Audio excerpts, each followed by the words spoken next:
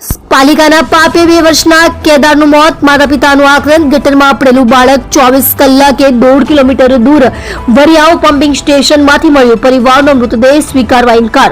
સુરતના ન્યૂ કતારગામ વિસ્તારમાં 5 ફેબ્રુઆરીએ સાંજના 5:30 કલાકની આસપાસ 2 વર્ષનું બાળક 3 ફૂટની ખુલ્લી ગટરમાં પડી ગયું હતું. એનડીઆરએફની ટીમ અને ફાયર વિભાગની ટીમ દ્વારા 24 કલાકની ભારે જહેમત અને શોધખોળ બાદ વરિયાવ પમ્પિંગ સ્ટેશનમાંથી મૃત હાલતમાં બાળકને બહાર કાઢવામાં આવ્યું છે.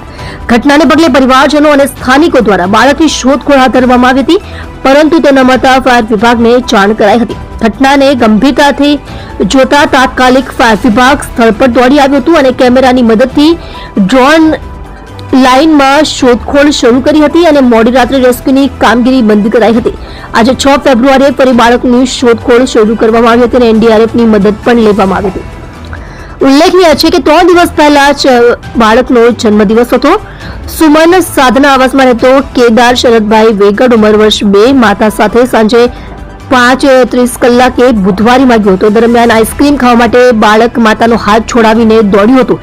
એ દરમિયાન 100 ફૂટના રોડ પર ઢાંકણા વગરની ખુલ્લી ગટર હતી, એમાં બાળક ઊંધા માથે પડ્યું હતું.